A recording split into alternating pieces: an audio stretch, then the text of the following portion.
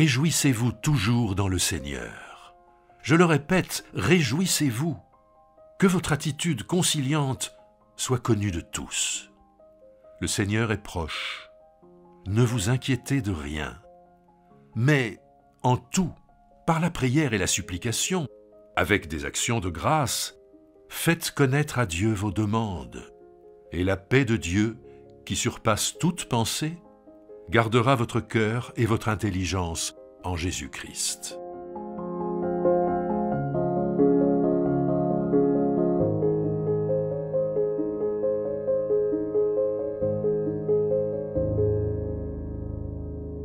L'épître aux Philippiens est une épître de captivité. Paul l'a rédigée alors qu'il est en prison, et dans la première partie de l'épître, il dit que sa situation est particulièrement précaire, car peut-être qu'il se prépare à mourir. Il ne sait pas si l'issue de son emprisonnement sera la mort ou la libération. Il envisage les deux possibilités. Et l'étonnant dans cette situation particulièrement dramatique est que l'épître aux Philippiens est l'épître qui parle le plus de la joie. Réjouissez-vous dans le Seigneur, toujours.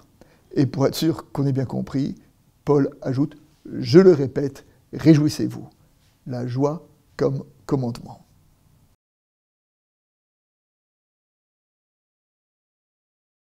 Si la joie est un commandement, c'est qu'elle ne dépend pas des circonstances extérieures. Paul était en prison. Et cela me rappelle cette citation du théologien Henry Nouwen qui disait « Le cœur humain doit choisir entre le désespoir et l'espérance, entre la soumission à la puissance des ténèbres et le défi de tendre vers la lumière, entre les représailles et la libération. C'est un choix intérieur qui ne dépend pas des conditions extérieures, mais de la volonté de revendiquer sa liberté quelles que soient les circonstances. Appeler Dieu au cœur de la vie de ténèbres, tenir à la joie en marchant dans une vallée de larmes, parler de paix alors que les clameurs de guerre retentissent, voilà ce qu'il en est de la prière.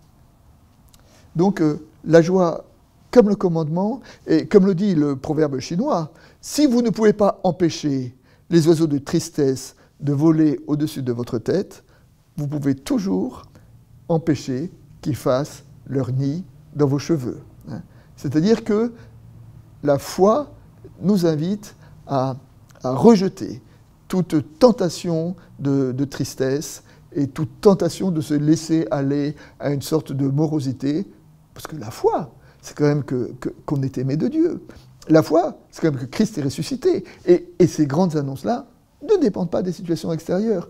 Et c'est la raison pour laquelle il faut toujours, et en toutes circonstances, rester enraciné dans la joie de Dieu. Et comme le disait Bonhoeffer, la joie dans la Bible est passée par le dénuement de la crèche et la détresse de la croix. C'est pourquoi elle est invincible, irrésistible. Elle ne nie pas la détresse là où elle se trouve, mais au sein de cette détresse, elle trouve Dieu. Telle est la joie à laquelle nous sommes appelés.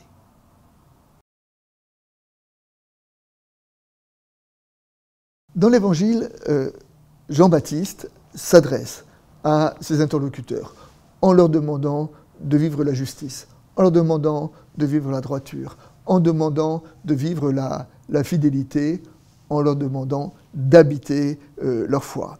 Et nous pouvons associer à cette recommandation de Jean l'appel de Paul à vivre dans la joie, selon le slogan qui dit qu'un chrétien triste est un triste chrétien.